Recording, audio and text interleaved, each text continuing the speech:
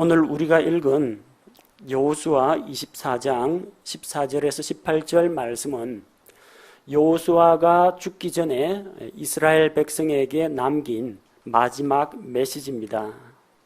그 내용의 중심되는 내용은 주를 두려워하라, 하나님을 두려워하라, 이런 내용입니다.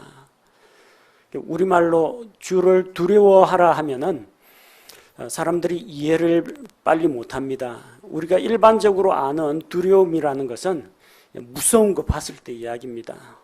겁나고 떨리는 이런 상황을 이야기할 때 무섭다, 두렵다라고 이야기합니다. 근데 오늘 성경에서 말하는 이 주를 두려워하라는 것은 하나님을 어떤 공포의 대상, 무서워서 가까이 하기 힘든 그런 분으로 대하라는 이야기가 아닙니다. 오히려 그 반대로 하나님을 높이고 공경하고 그분께 더욱더 가까이 나아오라는 말씀입니다. 하나님이 두렵습니까? 하나님을 두려워하십니까?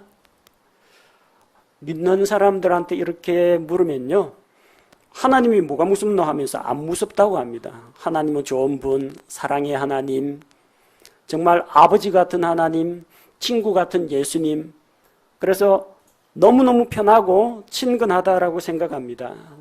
근데 실상 하나님은 우리가 그렇게 너무 편하고 가까이 대할 수 있는 그런 분은 아닙니다.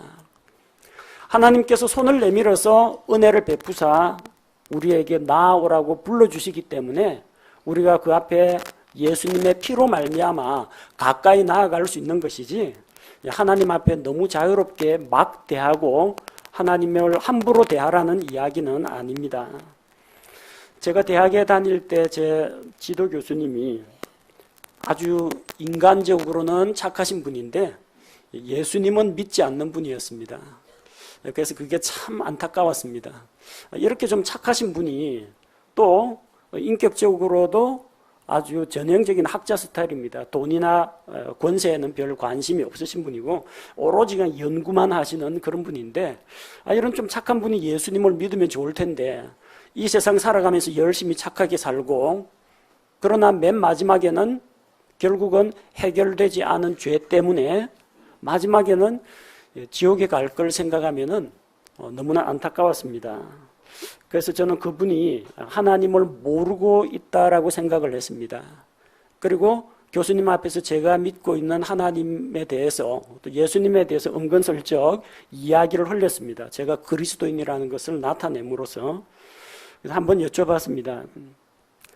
선생님 혹시 하나님 있다고 믿으십니까? 여쭤봤어요. 있다라고는 생각하신다고 하더라고요. 근데 자기는 복 주시는 하나님은 안 믿는다고 그래요. 많은 사람들이 교회 가면 비나이다 무당이나 산신령 앞에 가서 무슨 치성 드리는 그런 것처럼 기독교인들 중에서 복 받으려고 교회 가는 사람들이 너무 많다는 겁니다. 자기는 복 주시는 하나님은 안 믿는데 벌 주시는 하나님은 믿는다는 거예요. 자기가 왜 행동을 조심하느냐? 하나님 믿어가지고 복 받고 건강을 얻고 출세하고 이런 것은 바라지 않는다는 거예요. 다만 하나님이 있다는 것은 자기가 양심적으로 믿는다고 그래요. 존재에 대해서 믿어요. 자기가 믿는 하나님은 어떤 하나님이냐? 죄인들을 벌 주는 하나님으로 안다는 거예요. 쉽게 이야기하면 이분 생각은 천벌이 두렵지 않느냐 하는 그 옛날 사람 생각을 가지고 있습니다. 옛날 우리 조상들, 하늘이 잘못된 일을 한 사람에게 천벌을 내린다, 그 생각을 가지고 이 세상의 창조주여 우리의 구원자가 되시는 하나님을 믿는 게 아니라, 조물주가 있는데 나쁜 일 한 사람한테는 이제 날벼락을 내리는, 심판하시는 그런 하나님만 믿는다. 구원자 하나님은 안 믿어요. 그분 이야기를 듣고 보니까 나름대로 조금 공감이 가는 부분은 또 있었습니다. 왜냐하면 한국 교회에 많은 사람들이 잘 살게 해달라고, 병 고쳐달라고, 사업의 실패를 딛고 일어나게 해달라고 구하는 사람들이 많았는데 불신자인 그 교수님 눈에도 그게 비쳤던 겁니다. 그래서 자기는 그런 하나님을 자기의 성공의 수단으로 삼기보다는 그냥 하나님은 저기에서 인간 세상을 지켜보고 계시는 분, 내가 그래서 그분 앞에서는 조심하고 다른 사람한테 속이지 말고 학자의 양심을 걸고 이거 갖고 뭐 어떤 사업이나 비즈니스나 정계에다가 진출하거나 그런 거 탐내지 말고 주어진 본분 연구하고 가르치기만 하겠다, 이제 그런 생각을 가지고 계신 분이었습니다. 이분 가지고 있는 생각은 이 성경이 바탕이 되어가지고 성경에서 말씀하시는 하나님은 믿지 않았습니다. 그럼에도 불구하고 한 가지 확실하게 알고 있는 건 있었어요. 하늘이 무섭지 않느냐, 이런 생각을 가지고 있지만 결국 하나님을 두려워한다는 그거 하나는 가지고 있었습니다. 그래서 그 하나님 앞에서 바르게 살아야 되겠다, 선하게 살아야 되겠다, 그런 생각을 가지고 있었다는 겁니다. 물론 그렇게 바르고 선하게 산다고 해서 구원받는 것은 아닙니다. 우리 자신의 의로운 행실, 우리의 선한 행실을 가지고는 하나님을 감동시킬 수가 없습니다. 우리가 마음속으로 품고 있는 죄, 실행은 안 했지만 속으로 가지고 있는 죄, 과거에 이미 지어놓은 죄는 앞으로 아무리 착하게 산다고 해도 그 죄가 없어지는 게 아니기 때문입니다. 불신자들 가운데에서도 이렇게 하나님을 두려워하는 사람들이 더러 있습니다. 우리 성경 기록들을 살펴보면 하나님을 믿는 신앙인은 아닌데 하나님을 두려워한 자들이 있었습니다. 이집트에서 모세가 하나님의 능력으로 기적을 행하자 파라오와 파라오의 신하들이 하나님을 크게 두려워했습니다. 하나님을 두려워했습니다. 사람으로서는 할 수 없는 일, 자연적인 현상으로는 절대 일어날 수 없는 10가지 재앙이 이집트에 쏟아지니까 징계하시고 심판하시고 벌 주시는 하나님에 대해서 그들은 두려워했습니다. 아쉬운 점이 있다면 두려워하기만 했지 그 하나님의 은혜를 구하고 하나님 앞에 나아오지 않았다는 겁니다. 하나님께서 이집트에서 행하신 일과 홍해를 가르시고 자기 백성을 건너가게 하신 일, 요르단강을 말리시고 이스라엘 백성이 가나안 땅에 들어오게 하신 일, 이 놀라운 일들을 가나안 사람들이 듣고 두려워했습니다. 그 이야기를 들을 때 마음이 녹아내렸습니다. 두려워하는 마음이 있었습니다. 문제는 하나님을 믿지 않았다는 겁니다. 팔레스틴 사람들, 블레셋 사람들도 하나님께서 행하신 놀라운 일, 하나님의 언약궤를 뺏었다 생각했는데 오히려 하나님께서 팔레스타인에 있는 그 블레셋 사람들, 그 부족들에게 전염병, 질병을 내리시니까 하나님을 크게 두려워했습니다. 그들은 어떤 하나님을 두려워했습니까? 벌 주시는 하나님을 두려워했습니다. 하지만 그 하나님을, 심판하시는 하나님을 생각하고 하나님 앞에 무릎 꿇고 나아오지는 않았다는 겁니다. 오늘날 그리스도인들에게 하나님을 두려워하는가 그렇게 물으면 하나님이 뭐가 무섭냐고 전혀 무섭지 않다라고 생각하는 분들이 있습니다. 왜냐하면 하나님의 성품에 대해서 잘 알지 못하기 때문입니다. 신복음주의 사상이 기독교계에 널리 퍼지면서 목회자가 강단에서 죄와 심판과 지옥 형벌에 대해서 이야기하는 것은 점점 줄어들기 시작했습니다. 예수님 다시 오실 날 가까웠으니 정신 차리고 깨어서 근신하라, 이런 설교도 찾아보기 힘들게 되었습니다.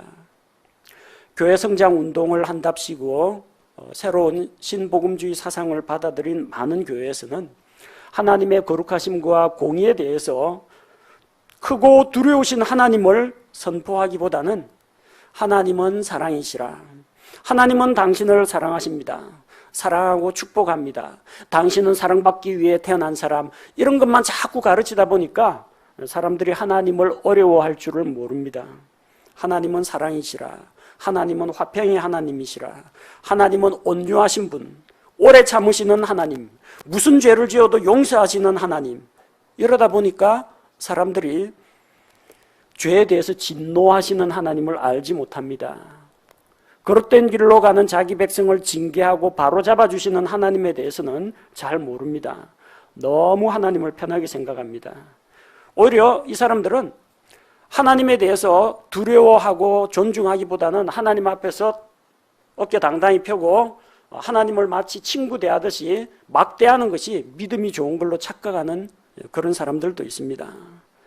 기도하면서도 하나님 앞에서 큰 소리 뻥뻥 치는 사람들도 있습니다. 하나님, 나한테 진짜 이럴 수가 있습니까? 우리 한번 입장 바꿔놓고 한번 생각해 볼까요? 이러면서 도전적으로 기도하는 사람이 있습니다. 그런 식으로 기도하는 것이 하나님을 편하게 대하고 하나님을 신뢰하는 표시라고 합니다. 그러나 사실은 전혀 그렇지 않습니다. 하나님의 속성 가운데서 가장 중요한 중심 허브축이 있다면 그것은 하나님의 거룩하심입니다. 거룩하신 하나님을 제외하고는 나머지 속성들은 다 의미가 없습니다. 영원하신 하나님, 하나님이 거룩할 때 의미가 있습니다. 하나님이 탐욕적이고 사악한데 그 하나님이 죽지도 않고 영원하다고 해보십시오. 악몽입니다. 악몽. 하나님은 거룩하신데 거룩하심을 빼버리고 그 자리에다가 하나님의 사랑만 강조하면 어떻게 됩니까? 뭔 짓을 해도 괜찮다, 다 용서해 주겠다, 다 받아주겠다. 이 세상은 정말 혼돈의 도가니가 되어버립니다. 하나님은 변치 않으시는 분이십니다. 거룩하신 하나님, 그 거룩하심이 변치 않는 거, 그건 좋은 겁니다. 그런데 하나님이 거룩하지 못하신 분이다. 하나님이 추악하고 더러운 분이다. 거룩하게 변할 조짐도 없다. 왜? 변치 않는 하나님이니까. 가망이 없습니다. 이렇게 되면. 하나님의 모든 속성은 거룩하심하고 연결될 때 의미가 있습니다. 하나님의 사랑도, 하나님의 공의도, 하나님의 오래 참으심도 그분의 거룩하심을 떠나서는 생각할 수가 없습니다. 하나님의 거룩하심, 하나님의 영광, 그걸 생각하면은 우리는 그분 앞에서 다 머리를 조아릴 수밖에 없습니다. 다 그분 앞에서 무릎을 꿇을 수밖에 없습니다. 그분 앞에서 두려워하게 됩니다. 그리고 하나님을 섬기게 됩니다. 우리는 여호수아의 마지막 설교를 통해서 하나님을 두려워하는 것을 배워야 합니다. 두려워해서 기피하고 무서워하고 벌벌 떨고 공포감에 사로잡히는 이야기가 아니라 두려워하는 가운데 하나님에게 나아가서 하나님을 섬기는 것을 배워야 합니다. 오늘 이 말씀 여호수아 24장이 나오게 된 배경이 있습니다. 이스라엘이 가나안 땅에 들어와서 가나안 전쟁, 7년 전쟁을 통해 가지고 가나안 땅을 정복을 했습니다. 물론 완전히 다 정복한 건 아닙니다. 가나안 땅을 정복하고 그 땅을 각 지파별로 다 나누어 주었습니다.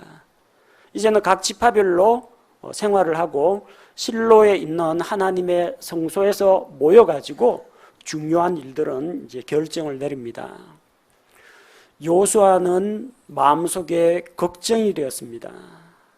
왜냐하면 이스라엘이 이집트에서 나와서 광야 생활을 하는 동안에 가나안 땅 정탐하고 돌아와서 12명의 정탐꾼 가운데에서 여호수아와 갈렙만 믿음으로 그 땅을 취하자, 믿음이 있는 고백을 했고, 나머지 10명은 하나님의 약속을 의심하고 그 땅은 좋지 않은 땅이다. 하나님이 우리를 거인들의 손에 죽게 하시려고 이집트 땅에서 데려오셨다. 우리가 새로운 지도자를 세우고 이집트 땅으로 돌아가자라고 반역을 일으켰습니다. 그래서 하나님께서 그들이 가나안 땅을 정탐한 그 40일, 하루를 1년으로 계산해서 40년 동안 광야 유랑 생활을 하게 하셨습니다. 그리고 우리는 그 땅에 가면 죽을 것이라고 한 그 이스라엘 백성은 40년 광야 생활 가운데에서 다 광야의 시체가 되었습니다. 여호수아와 갈렙 제외하고 모세와 아론도 약속의 땅에 들어가지 못했습니다. 그 당시에 만 20세 미만이었던 어린아이들만 광야 생활 끝나고 나서 요르단강 건너서 들어가게 됩니다. 이집트에서 하나님께서 어떻게 자기 백성을 구원하셨는지, 어떻게 홍해 바다를 갈랐는지, 40년 광야 생활하면서 어떻게 옷이 헤어지지 않고 먹을 것이 떨어지지 않고 물을 공급받았는지 알고 있는 사람이 몇 안 됩니다. 여호수아, 갈렙과 같이 나이 많은 사람들이 압니다. 근데 이 여호수아가 이제 죽음을 앞두고 있습니다. 자기 죽고 나면 이 이스라엘 공동체가 어떻게 될지 정말 걱정입니다. 죽기 전에 마지막에 꼭 한마디 해줘야 될 것 같습니다. 그들의 신앙생활을 위해서. 그래서 나온 게 여호수아의 마지막 고별 설교입니다. 1절 말씀해 보면 여호수아가 이스라엘 모든 지파를 세겜에 모이게 했습니다. 이스라엘 백성은 물론이요, 백성과 함께 장로들, 우두머리들, 재판관들, 직무수행자들이 다 나왔습니다. 여호수아는 먼저 온 백성에게 하나님께서 행하신 일을 선포했습니다. 우리가 이스라엘인데 이스라엘 민족이 어디서 시작됐느냐? 아브라함부터 시작합니다. 2절에 보니까 아브라함의 아버지 데라가 저 갈대아 우르에서 우상을 섬기고 있을 때 하나님께서 아브라함을 불러내었습니다. 그래서 가나안 땅에 들어오게 하셨습니다. 그들은 아브라함과 데라와 그 딸린 식솔들이 가나안 땅에 들어왔고, 또 데라가 죽은 이후에 하란 땅에 머물고 있던 아브라함과 아브라함의 아내 사라와 조카 롯이 약속의 땅 가나안에 들어왔습니다. 그리고 바로 이 자리 세겜, 이 세겜 땅에서 처음으로 하나님께서 이 땅을 너와 너의 후손에게 주겠다 약속하셨습니다. 바로 그 의미 있는 자리입니다. 이 세겜이라는 곳이. 그리고 하나님께서는 이 땅을 아직 아들도 하나 없는 아브라함에게 너와 내 자손들에게 주겠다라고 하셨는데, 그 자손으로 딱 한 사람 이삭을 주셨습니다. 그것도 자그마치 25년 기다려가지고 아브라함의 나이 100세 때 이삭을 얻었습니다. 그리고 이삭을 통해서 야곱과 에서를 주셨습니다. 아브라함의 언약은 이들이 물려받았습니다. 야곱은 12명의 아들을 두었습니다. 그리고 이 12아들과 그 가족들이 기근을 피해서 이집트로 내려갔습니다. 요셉이 이집트의 우두머리 통치자가 되었을 때 그들은 초빙을 받아서 이집트에 거주하게 되었습니다. 그런데 나중에 요셉을 인정하지 않는 이집트 왕이 등장하면서 이스라엘은 압제를 당했고 하나님께서 자기 백성을 이집트 땅에서 구출해 주셨습니다. 이집트를 큰 재앙으로 치셨고 홍해의 기적을 통해서 바다를 마른 땅처럼 건너게 하셨고 광야 생활 가운데 부족한 것이 없도록 채워주셨습니다. 또한 하나님께서 요르단 건너편에 있는 아모리 족속을 멸하시고 모압 왕 발락이 대언자 발람을 불러서 이스라엘을 저주하게 했지만 그 저주를 모두 복으로 바꿔주셨습니다. 그리고 마침 이때까지 하나님께서 가나안 땅을 이스라엘에게 상속 유산으로 주셨다는 겁니다. 이게 이 자리에 세겜 땅에 모여있는 이스라엘 온 회중이 반드시 알아야 할 이스라엘의 역사입니다. 너희 하나님이 어떤 분이냐? 우리 믿음의 조상 아브라함, 또 하나님의 백성 이스라엘을 위해서 이렇게 크고 놀라운 일을 행하신 분이라는 겁니다. 그래서 그 하나님을 잊지 말라고 마지막 고별 설교에서 이야기합니다. 여러분이 만약 죽음을 눈앞에 두고 마지막으로 자기 가족들에게 유언을 남긴다. 어떤 유언을 남기고 싶습니까? 집은 첫째가 가져라, 자동차는 둘째가 가져라, 아무도 몰래 채권하고 예금 여기에 얼마가 들어있다, 이거 이야기 하시겠습니까? 그런 건 이야기 안 해줘도 나중에 금융기관에 조회하면 다 나옵니다. 진짜 중요한 것은 숨 거두기 전에 자기와 자기의 가족들이 하나님 앞에서 어떤 사람으로 살아가야 할 것인지, 그것을 신앙의 유산을 물려주는 것이 가장 중요한 이야기입니다. 죽기 전에 하는 이야기, 마지막 남기는 유언, 그 앞에서는 누구나 장난치면 안 되고 진지하게 들어야 됩니다. 숙여내줘야 됩니다. 죽기 전에 농담하는 사람 없습니다. 가장 중요하고 꼭 필요한 내용을 유언으로 남깁니다. 여호수아는 자기가 죽은 다음에 이스라엘 백성의 신앙이 해이해져 가지고 하나님을 떠나서 다른 신들을 섬길까? 그게 걱정이 되었습니다. 그래서 14절에 보니까 처음으로 그 첫 마디로 하나님은 이런 분이다. 따라서 너희는 어떻게 할 것이냐. 그러므로 이제 주를 두려워하며, 제일 먼저 강조하는 것이 주를 두려워하라는 겁니다. 두려워하라. 잘 실감이 안 나시면 여러분 어떤 때가 제일 두려운지 한번 생각해 보시기 바랍니다. 학교 다니는 학생들, 선생님이 교무실로 따라와. 요즘 학생들은 교무실을 겁 안 내는지 모르지만 우리 어릴 때는 교무실로 따라와 하면은 그건 마치 죄수가 법정에 끌려가는 것보다 더 무서웠습니다.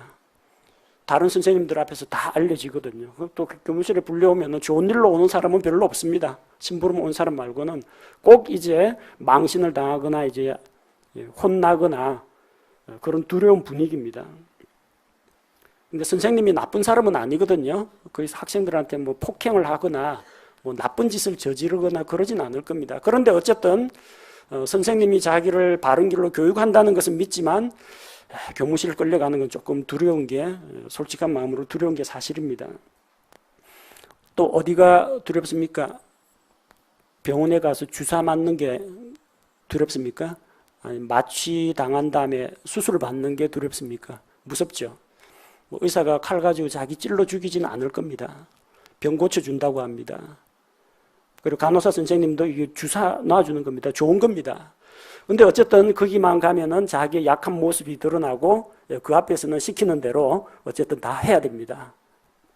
뭐 앉아라, 엎드려라, 누워라 이러면은 다 시키는 대로 해야 됩니다. 자기 자신을 다 내어 맡겨야 됩니다. 병원 들어가는 거는 요즘도 엉덩이에 주사 맞는 거하고 치과 가가지고 이게 진동 오는 그 기구 가지고 치과에서 구멍 뚫고 갈아내고 하는 거는 지금도 생각만 해도 좀 떨리고 두렵습니다. 갑작스럽게 여러분 가정에 법정에 출석하라는, 법정에서 재판 출석 통보서가 오면요, 섬찟하죠.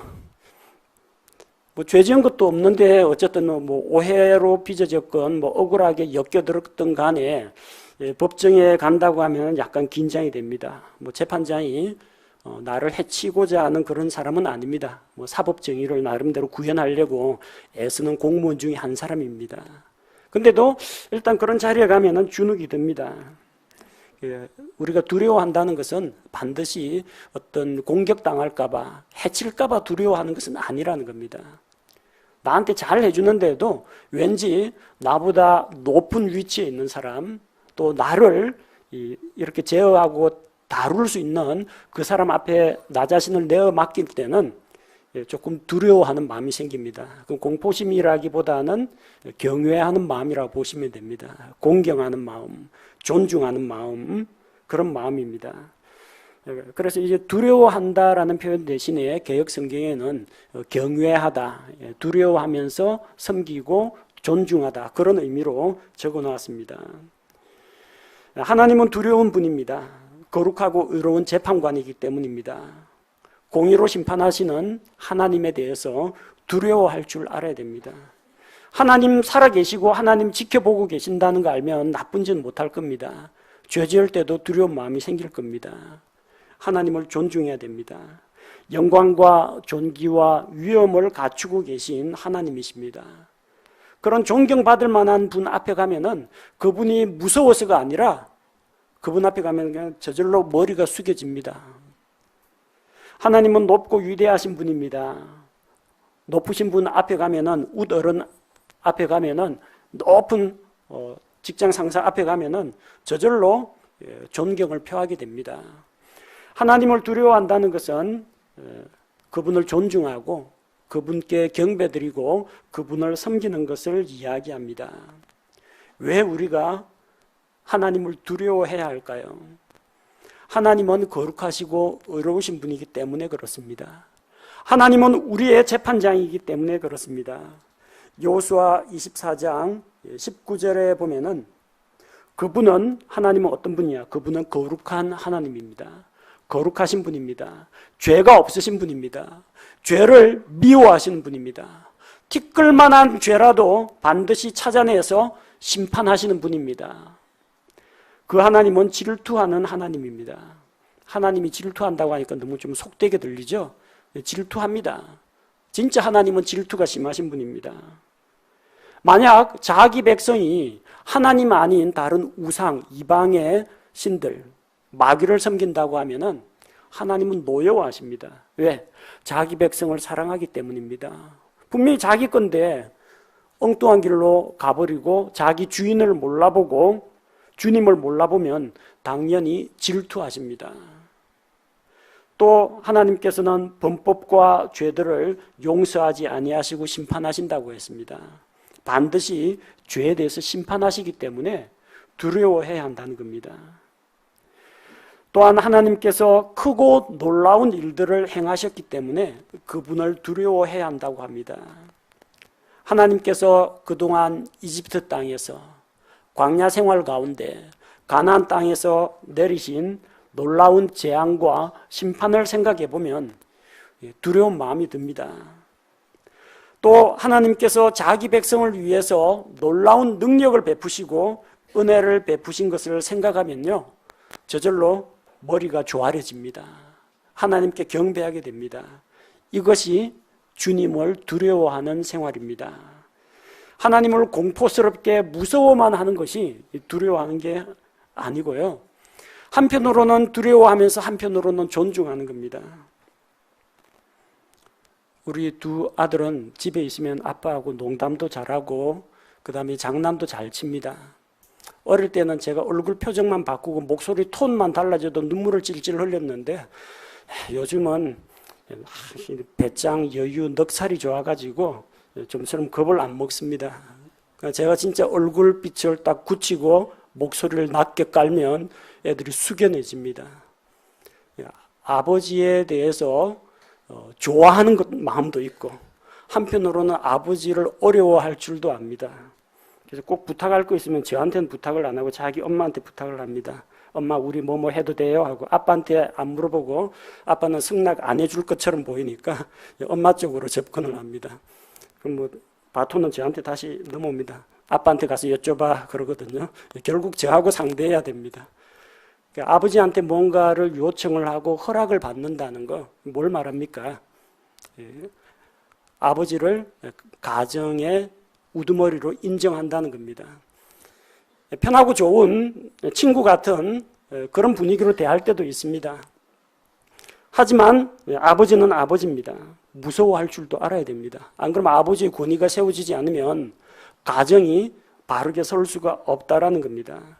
하나님에 대해서 하나님을 두려워하는 게 뭔가 잘 이해가 안 되시면 여러분 아버지를 한번 생각해 보십시오. 한편으로는 가까이 가서 막 안아드리고 싶고 그냥 그 앞에서 어리광 피고 싶기도 한 분인 동시에 한편으로는 예의와 이 존경을 보이고 섬기고 대접해드려야 되는 그런 분이 아버지 아닙니까? 아버지 대하듯이 하나님을 대하시면 됩니다. 너희는 주를 두려워하면서 섬기라고 하면서 15절에서는 전혀 뜻밖의 이야기를 하고 있습니다. 여호수아는 백성에게 자 이제 너희가 섬길 자를 너희를 위해 이날 택하라 합니다. 오직 하나님만 섬기라 하지 않고 이번에는 반대로 자유를 줍니다. 이스라엘 백성에게는 선택의 자유가 있었습니다. 너희 섬길 자를 너희가 선택하라. 선택의 가지수가 나옵니다. 저기 우리 조상 아브라함이 저 데라와 같이 살고 있던 갈대아 우르에 있던 옛날 저 바빌론의 신들을 섬길 건지, 조상들이 저 이집트에 있을 때 이집트의 우상들 많죠. 이집트의 그 신들을 섬길 건지, 아니면 이곳에 있는 가나안 땅에 있는 뭐 바알을 섬길 것인지, 모압의 그모스를 섬길 것인지, 이런 여러 이방 신들을 섬길 건지 아니면 하나님을 섬길 건지, 뭐 크게 나누면 두 가지입니다. 이방 신들을 섬길 건지 하나님을 섬길 것인지 너희가 택하라고 했습니다. 하나님께서는 사람들을 강제로 동원해서 그분을 억지로 경배하게 하지 않습니다. 하나님은 사람들을 자기의 박수 부대로 그렇게 만들지 않습니다. 사람들이 자발적으로 하나님을 섬기고 하나님을 사랑하고 하나님께 헌신하기를 원하시지, 사람들을 협박해가지고 겁을 줘가지고 강제로 하나님께 경배하도록 그렇게 위협하지는 않는다는 겁니다. 왜냐하면 하나님께서는 겉으로 나타나는 우리의 복종보다는 우리 마음속으로부터 우러나는 이런 존경과 경배를 원하시기 때문입니다. 정해진 순서에 따라서 종교의식에 따라서 하나님께 예배하는 것이 아니라 먼저 우리 마음속으로부터 자발적으로 경배하고 진심으로 순종하기를 원하시기 때문입니다. 그래서 이스라엘 백성은 둘 중 하나를 섬겨야 했습니다. 둘 다는 안 됩니다. 이방 신들을 섬길 것인지 주 하나님을 섬길 건지 알아서 선택하라는 겁니다. 우리도 둘 중에 하나를 섬길 수밖에 없습니다. 둘 다 섬길 수도 없고 아무것도 안 섬긴다, 그것도 말이 되지 않습니다. 어떤 사람은 자기는 아무것도 안 믿는다고 합니다. 자기는 종교가 없다고 합니다. 자기는 무신론자라고 이야기합니다. 무신론자는 아무것도 안 믿는 사람이 아닙니다. 무신론자는 하나님이 없다라고 믿는 믿음의 사람입니다. 잘못된 걸 믿고 있는 그 믿음이 있습니다. 무신론자도 신앙인입니다. 엄격한 의미에서. 하나님을 안 믿는 신앙을 가지고 있습니다. 하나님을 부정하는 믿음을 가지고 있습니다. 결국 하나님을 믿지 않는다는 건 마귀를 믿고 마귀에게 속한 자라는 이야기입니다. 둘 다 믿을 수도 없습니다. 하나님을 믿는다고 하면서 우상도 믿고 이런 건 있을 수가 없다는 이야기입니다. 하나님을 섬기거나 마귀를 섬기거나 둘 중에 하나입니다. 둘 다 섬기는 것도 안 되고 둘 다 아무것도 안 믿는다도 말이 되지 않습니다. 하나님을 믿지 않는다, 하나님을 섬기지 않는다는 것은 결국 마귀를 따라간다는 이야기입니다. 이스라엘 백성에게는 선택의 기회가 주어졌습니다. 너희가 섬길 자를 이날 너희가 선택하라. 자, 그렇게 도전을 했습니다. 그리고 15절에서 여호수아는 나와 내 집은 주를 섬기겠다. 여호수아는 하나님을 두려워했습니다. 여호수아는 주께서 행하신 크고 놀라운 일들을 다 지켜보았기 때문에 하나님을 두려워하고 그분을 존경하고 그분께 경배드렸습니다. 지도자인 여호수아가 먼저 선택했습니다. 누구를 믿을 것인가? 누구를 섬길 것인가? 백성 앞에서 여호수아가 모범을 보입니다. 영적 지도자는 사람들 보고 이래라 저래라 막 이렇게 시키고 부려먹는 사람이 지도자가 아니라 먼저 본을 보이는 사람이 지도자입니다. 여호수아는 선택과 결단을 내리는 일에 있어서 회중의 본이 되었습니다. 그리고 여호수아는 다른 사람이 뭘 선택하든지 나는 오로지, 우리 가정은 오로지 주님을 섬기겠다고 고백했습니다. 지도자는 다른 사람 눈치 보면 안 됩니다. 자, 이스라엘 백성 대다수가 저 바알 섬길 사람 손들어 보시오. 손들고 저기 금송아지 섬길 사람 손들어 보시오. 해가지고 다수결로 어느 쪽을 하는 게 내가 정권 유지하는데 유권자들한테 인기가 있겠구나. 그럼 이거 섬겨야 되겠다. 여호수아는 그렇게 하지 않았습니다. 백성들에게 도전을 한 다음에 자기가 먼저 백성들 눈치 보지 않고 먼저 결정했습니다. 그리고 자기가 옳다고 믿으면 그냥 밀고 나가는 겁니다. 하나님 앞에서 이게 올바르다. 하나님을 두려워하고 섬기는 것이 마땅하다. 그러면 그 다음에는 뭐 가족들하고 의논할 필요도 없고 저 이스라엘 지파의 장로들, 우두머리들하고 뭐 협상할 필요도 없습니다. 선언했습니다. 나와 내 집은 주를 섬기겠다. 근데 한 가지 이상한 게 있습니다. 뭐 나는 주를 섬기겠다. 그러면 뭐 섬기라. 뭐 그렇게 이야기해 주겠는데 내 집은, 여호수아는 자기 가정이 아닙니다. 그런데 여호수아는 나와 내 집이라고 이야기했습니다. 이스라엘에서 한 가정에서 가장이라는 존재는 돈 벌어오는 사람을 말하는 게 아닙니다. 이 아내의 남편을 이야기하는 게 아닙니다. 이 아들, 딸들을 낳아준 이 남자를 이야기하는 게 아닙니다. 그 모든 것을 포함하되 가장 중요한 것은 그 가정에 신앙의 우두머리를 이야기합니다. 이스라엘에서는 가정교육, 그 가정교육이 뭘 의미하느냐? 하나님을 대신해서 자녀를 맡아서 가르치는 사람을 부모라고 합니다. 그래서 낳아준 부모인 동시에 부모가 바로 학교 선생님이나 마찬가지입니다. 부모가 하나님의 말씀을 대신해서 전달해주는 영적 지도자나 마찬가지라는 겁니다. 잠언 읽어보시면 내 아들아, 내 아들아, 내 아버지와 어머니의 말씀에 귀를 기울이라. 엄마 아빠 말씀 잘 들으라는 이야기가 혹시 엄마 아빠가 불신자면 어떻게 하지요? 그것도 들어야 하나요? 그렇게 할지 모르지만 이스라엘에서는 그 부모가 아이의 영적 지도자입니다. 그 부모의 믿음, 조상들의 믿음을 자녀들에게 자라나는 세대에게 부지런히 가르쳐야만 했습니다. 그래서 이 가장이 중심을 잡고 나와 내 집은 주를 섬기겠다 하면 옆에서 그 아내가 여보 난 아닌데 나는 빼줘 그렇게 이야기 나오면 안 됩니다. 밑에서 아버지 우리 이야기는 들어보지도 않고 왜 혼자서 결정합니까? 이게 나올 수가 없습니다. 왜 안 나오느냐? 어릴 때부터 말씀을 가지고 자기 아내와 자기 아들, 딸들을 그렇게 가르쳤기 때문에 이게 가능한 이야기입니다.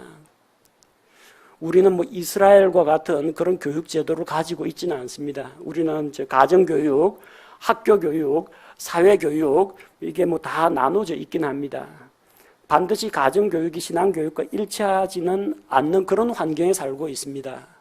하지만 그리스도인의 가정이라면 이 자리에 계신 우리 남자 형제님들 단단히 기억해 두십시오. 가장의 신앙적인 결정이 그 가족에게 영향을 미치는 것이 지극히 당연하다는 겁니다. 하나님께서 남편을 가정의 머리로, 아버지를 가정의 머리로 세우셨기 때문에 그렇게 하는 것이 옳다는 겁니다. 반대로 이야기하면 나머지 가족 구성원들은 아버지가 성경 말씀에 따라서 믿음으로 그런 결정을 내리면 따라가는 것이 옳다라는 이야기입니다. 아버지가 뭐 어디 점 보러 가자, 굿하자 이런 이야기 하지 않는 이상 성경에 기초한 바른 믿음의 결정을 내리면 그건 다 같이 따라가야 됩니다. 그래서 여호수아는 담대하게 이야기할 수 있습니다. 나와 내 집은 주를 섬기겠다 하면 이거는 그 부인이나 자녀들도 똑같은 생각을 하고 있다는 이야기입니다. 우리 각 가정이 그렇게 되었으면 좋겠습니다. 형제님들이 정신을 차리고 바르게 써야 됩니다. 그리고 옆에 있는 조력자, 합당한 조력자, 자매님들이 남편을 좀 세워주십시오. 자매님이 남편 존경하면요, 애들도 아버지를 존경합니다. 그렇게 가정이 신앙 가운데에서 바르게 세워져야만 여호수아의 가정과 같은 믿음의 결단을 할 수가 있습니다. 여호수아가 이런 결단을 내리고 담대하게 선포하자 16절에서 백성들도 따라서 고백합니다. 우리가 주를 버리고 다른 신들을 섬기는 일을 결코 하지 않겠다고 합니다. 지도자인 여호수아가 현명하고 바른 결정을 내리니까 백성도 그 길을 따라가게 된다는 겁니다. 그 지도자가 중요합니다. 가정에서 여러분 자녀들 우리 아버지 바른 신앙의 사람 되게 해달라고 부지런히 기도해 주십시오. 아버지는 강한 듯 하면서 참 약한 존재입니다. 여러 군데에서 치이고 다닙니다. 여러분 몰라서 그렇지. 가족한테는 이야기 안 하지만 마음속에 알지 못하게 짐이 참 많은 분입니다. 그 이야기하면 가족들이 걱정할까 봐 혼자서 끙끙 앓고 혼자 해결하려고 하나님께 매달리는 그런 존재가 아버지입니다. 자매님들, 남편들 좀 잘 세워주시기 바랍니다. 바르게 지도자가 바로 서야 가정이 바로 서고 그 남편의 그늘 아래에서 그 아내와 자녀들도 바르게 잘 자랄 수 있는 겁니다. 교회도 마찬가지입니다. 여러분 기도할 때 목회자를 위해서 기도해 주시기 바랍니다. 저를 위해서 뭐 기도해 주시는 분들이 많은 것으로 알고 있습니다. 다른 거 기도하는 것보다도 이 목사가 맑은 정신을 가지고 분별력을 가지고 또 처음 하나님 앞에서 가졌던 초심을 잃지 말고 바른 길을 걷도록 기도해 주시기 바랍니다. 여러분의 기도가 절실히 필요합니다. 이 우리 성서침례교회나 독립침례교회 같은 교회를 독립교회라고 합니다. 요 위에 뭐 노회나 총회나 그런 게 없습니다. 그리고 장로교회 같은 경우에 목사가 이 땀만 먹지 못하도록 이 회중 성도들의 대표로 장로들이 있습니다. 그래서 장로들이 적절하게 견제를 합니다. 우리 교회는 장로 제도가 없습니다. 목회자에 대해서 견제할 사람이 없다는 거예요. 도와주시는 집사님들이 계신데 집사님들은 저 목양실에서 회의하면 제가 이런 게 필요합니다 하면 전부 다 그렇게 하십시오 하고 너무 그냥 순순하게 다 해주셔가지고 교회 안에서 실은 야당이 없습니다. 야당이. 그러다 보니까 목사가 까딱 잘못해서 헷가닥 해버리면요 같이 망하는 겁니다. 저만 망하는 게 아니라 회중이 다 망할 수가 있다는 겁니다. 목사가 딴 마음 먹지 못하도록 하나님 앞에서 맑은 정신, 똑바른 정신 가지고 신앙생활을 할 수 있도록 여러분이 기도를 해줘야 됩니다. 이 교회 성도들, 이 교회를 무너뜨리려면 마귀가 누구 공격할 것 같습니까? 일단 목사부터 저격합니다. 제거 1순위가 접니다. 영적 전쟁터에서. 그래서 저도 저 자신을 돌아보고 말씀에 비춰보고 기도 생활을 하고 우리 가족도 기도하겠지만 우리 회중 성도들이 목회자가 넘어지지 않도록 타락하지 않도록 바른 정신 가지도록 기도를 해줘야 됩니다.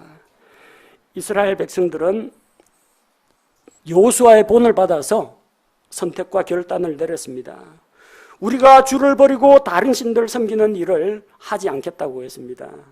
중요한 것은 여기에 보니까 주를 버리고 다른 신을 섬기는 것, 이게 하나입니다. 버리고라고 되어 있죠. 주를 버린다는 것고 다른 신을 섬긴다는 이야기입니다. 하나님을 따른다는 것은 그 다른 신들을 멀리한다는 이야기입니다. 둘 다 버릴 수는 없습니다. 둘 다 믿을 수도 없습니다. 하나님을 사랑하고 섬기면 다른 신은 멀리하는 것이요. 또 만약에 하나님을 멀리한다는 것은 다른 신들에게 가서 경배한다는 이야기입니다. 17절, 18절 그들이 왜 이런 결정을 내렸습니까? 이스라엘 백성이 왜 주를 섬기겠다고 했습니까? 주 하나님께서 그들을 속박의 땅 이집트에서 구출해 내셨기 때문입니다. 하나님께서 긍휼과 구원의 은혜를 베푸셨기 때문입니다. 여러분, 왜 우리가 주님을 섬겨야 합니까?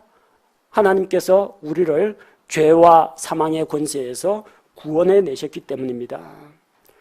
또 주 하나님은 그들 앞에서 큰 표적들을 행하셨기 때문에 그들이 주를 두려워했습니다. 가장 큰 표적이 무엇입니까?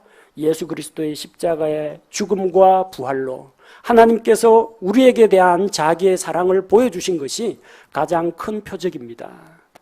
안진뱅이 일으키고 소경이 눈을 뜨고 이게 기적이 아니라 영원한 지옥의 형벌을 받을 수밖에 없는 우리가 예수 그리스도를 믿고 새 생명을 얻은 것, 이게 기적입니다. 이게 표적입니다. 그런 큰 표적을 봤으면 하나님을 두려워하고 섬길 줄 알아야 한다는 겁니다. 주 하나님께서는 광야 여정 중에 자기 백성을 인도하셨습니다. 이방 백성들 가운데서 그들을 지키고 보호해 주셨습니다. 인생길 살아오는 지난날 돌아보십시오. 주의 도우심이 있었기에 우리가 여기까지 올 수가 있었습니다. 하나님의 도우심, 하나님이 날마다 나와 동행하시며 인도해 주신 그 은혜를 생각할 때 하나님을 섬기는 것이 옳습니다. 주 하나님께서는 가나안 땅 거주민들을 그들 앞에서 쫓아내셨습니다. 큰 능력을 나타내 보여주셨습니다. 우리 일상생활 가운데 닥치는 죄의 유혹과 세상의 공격과 마귀의 공격, 영적 전쟁 가운데에서 예수 그리스도의 이름으로 승리하게 하신 주님을 생각할 때 우리는 우리의 대장이신, 우리 믿음의 대장이신 예수 그리스도를 높이고 주님을 높이고 경배하는 것이 옳다는 것입니다. 여호수아의 마지막 고별 설교를 듣고 있는 우리는 하나님 앞에서 무엇을 선택하고 어떤 결단을 내려야 할지 생각해 보아야 합니다. 첫 번째로 주 하나님을 두려워해야 합니다. 무엇보다도 먼저 하나님을 존중할 줄 알아야 합니다. 하나님의 사랑과 은혜 안에서 뛰놀려고만 하지 말고 하나님을 존중할 줄 알아야 합니다. 엘리 제사장의 두 아들 하나님 앞에서 홈리와 비느하스가 하나님을 무시하고 하나님께 예배드리는 것을 경멸했습니다. 그때 주님께서 말씀하십니다. 주께서는 자기를 존중하는 자를 존중하고 자기를 멸시하는 자를 소홀히 하겠다고 하셨습니다.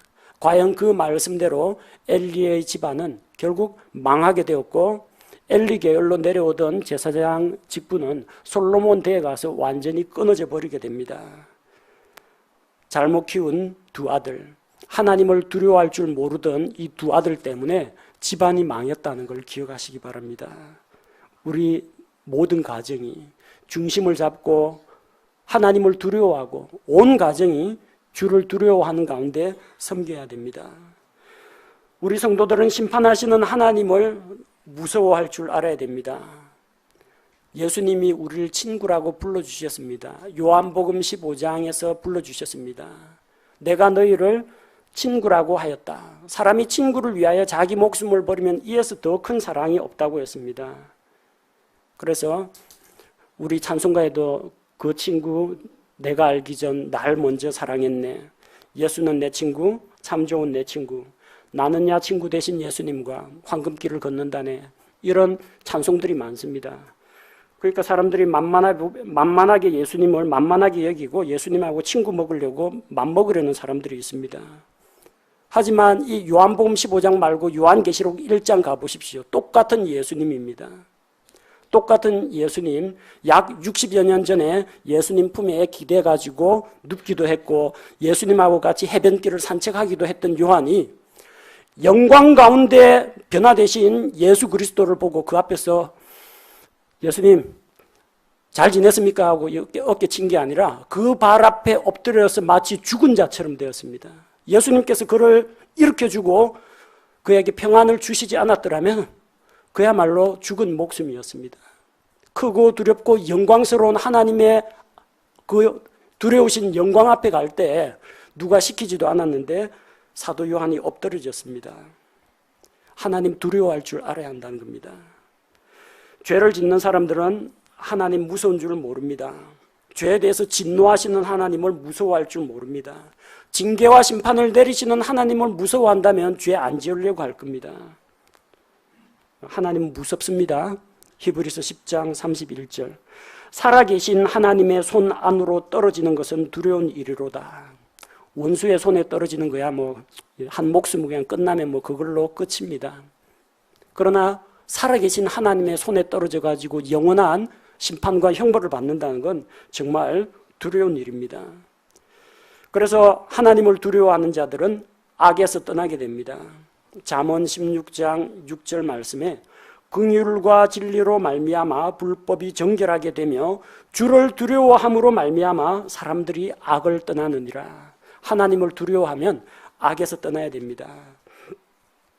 우리는 주님을 두려워해야 하는데 내가 주님을 두려워한다는 것을 어떻게 나의 믿음을 고백하고 어떻게 해야만 주님을 두려워하게 되는 것입니까?